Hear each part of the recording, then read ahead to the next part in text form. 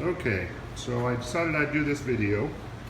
I have a Suzuki Eiger, it's a 2004, and what was happening is it wasn't running very well, and then it would just die, and then it smelled flooded, and I couldn't figure it out. So I opened the air box, and down in the bottom of that air box, I had probably 2 inches of gas, and that's what made it smell flooded.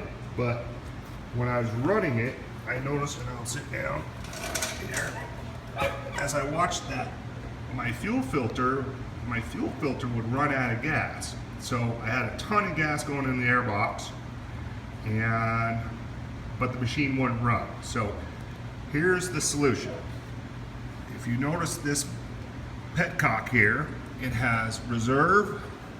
On the side it has prime, and down on the bottom it has on. So it has no off on this thing.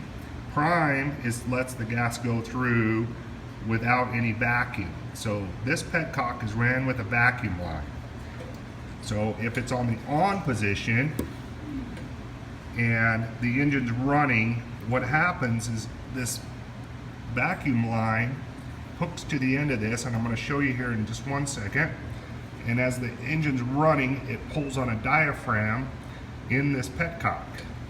Well, when that diaphragm goes bad, what happens is all of the gas gets sucked into the vacuum line, which is back on the carburetor.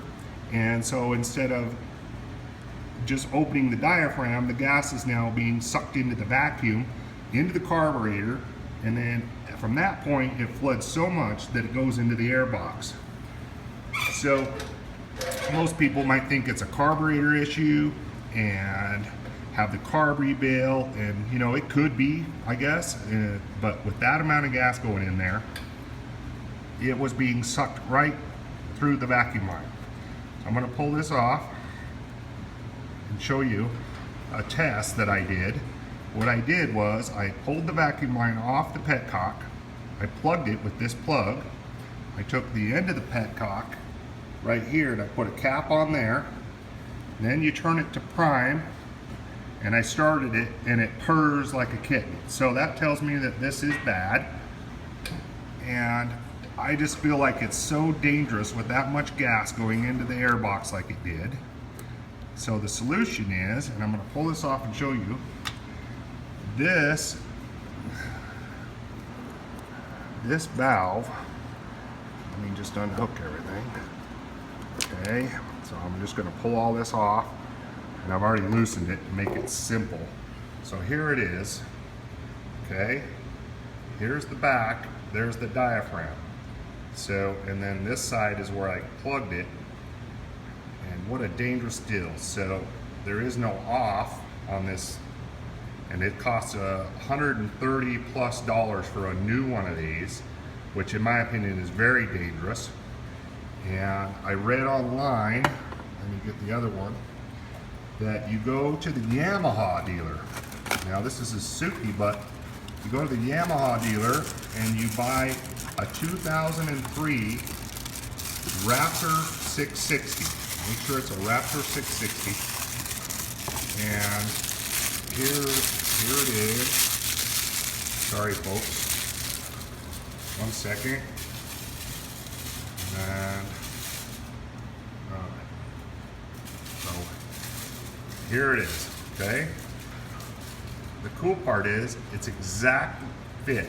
It's an exact fit compared to this one. So here's this one, the old one, and there's the new one. See that? Perfect, right? No more diaphragm. Okay, it's just a manual one. So it's still got reserve.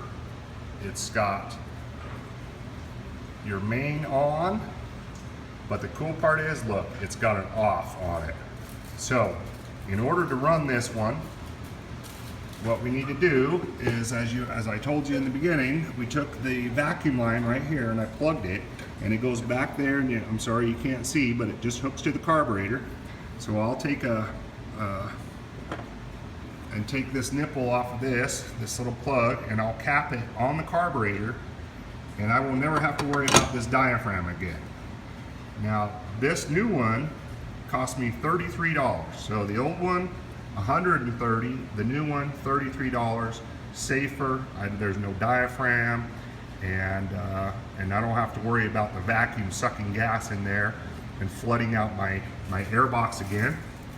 And not only did it flood out my airbox, but when you get that much gas going in like it did, it's all going and dumping on top of the cylinder, and obviously you're going to get bypassed. So I checked my oil, and my oil is now a gas oil mixture, so I have to change my oil, but that's okay. So all of this whole entire fix, oil change, oil filter, I have to refoam the air filter, all of this stuff cost me less than $100.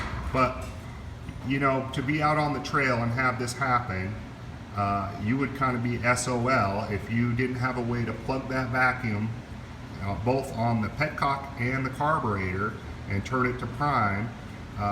You would be stranded, and not only would you be stranded, but you know, that much gas is dangerous. So folks, I'm going to install the new one. Very simple. Back up into the carburetor. I'm going to plug off, like I told you, the vacuum line on the carburetor. I run an inline filter as opposed to just letting the petcock do the work. I like to see what's going on, and keeps the carburetor cleaner. And change my oil. So remember, always, if you're getting gas inside your airbox, odds are you've got gas in your crankcase. So make sure you change the oil, and do the test that I said. If you're getting gas, clean out all the gas, plug off the vacuum lines, set your petcock to prime, see if it runs better. If it runs better and you're getting no gas, then the solution is a Yamaha 660 Raptor petcock. $33, much safer, and you can turn it off. All right, thanks for watching, guys.